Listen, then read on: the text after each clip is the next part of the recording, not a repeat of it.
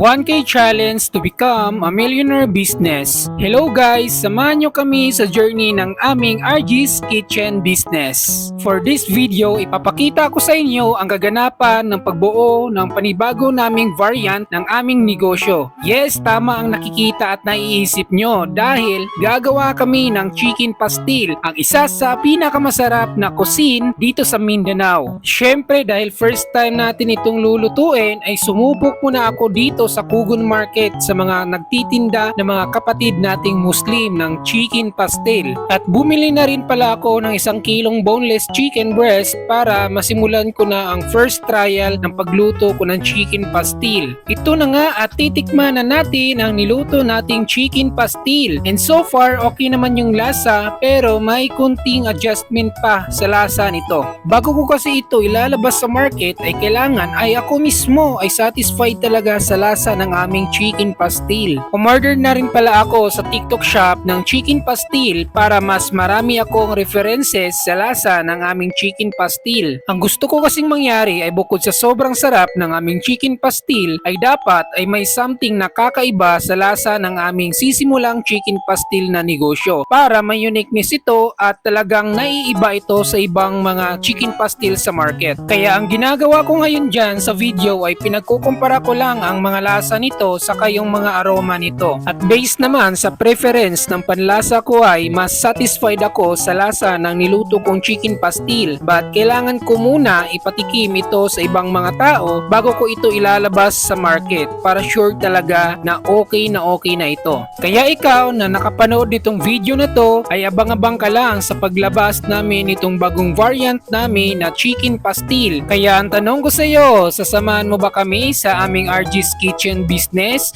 At kung oo, see you in the next videos.